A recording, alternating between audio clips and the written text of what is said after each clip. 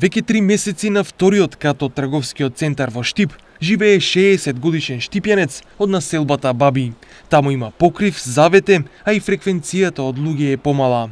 Бескукиникот спие на двослоен стиропор, а покривачи му се последните стари черги со кои заминал од дома. Наредниот ден откако на коцка изгубил се што имал во животот. Никој сам се наоѓа. Значи немате никаква помош? Не. Месеца сте овде? 3 месеца. Доваѓаа ли надлежните да ви помогнат? Дојдеа само социјалното и ништо. Како се справувате, ладно ли е? Па ладно е, ама мачиме се.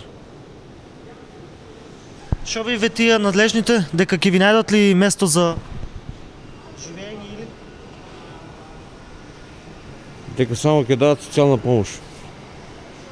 Потребно ви е сместување, значи? Да.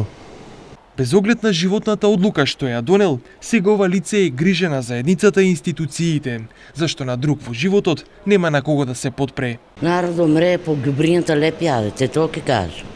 А не е добро, не е. И ќе се здраве тука, ќе умре, ќе го најдат умрен. Независно од причините кои овој човек го донеле на улица, институциите мора да реагираат соодветно и веднаш. Општина Штип може да понуди да тоа лице биде сместено и во делот кај Миријанината црква, каде што имаме неколку граѓани кои што се без покрив над глава, привремено се додека Центар за социјални грижи не најде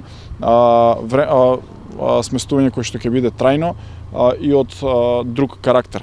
Но како и да е, јас можам да бидам благодарен заради тоа што имам целосна комуникација и координација со медиумите и со граѓаните и ќе продолжиме понатаму да го слушаме гласот на граѓаните и на вас медиумите за да ги решаваме проблемите. Во меѓувреме, од Центарот за социјални работи најавија дека на ова лице ќе му биде доделен паричен надомест, а ќе се преземат и сите мерки кои се во нивна надлежност. Овој пример е последен во низата, кога поради лоши проценки или одлуки, луѓе губат се во животот.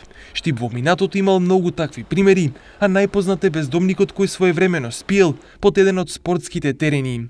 По него народот и ден денес овој објект го нарекува Джексон, како што бил прекарот на човекот кој последните години од животот ги поминал свиткан под денешните трибини.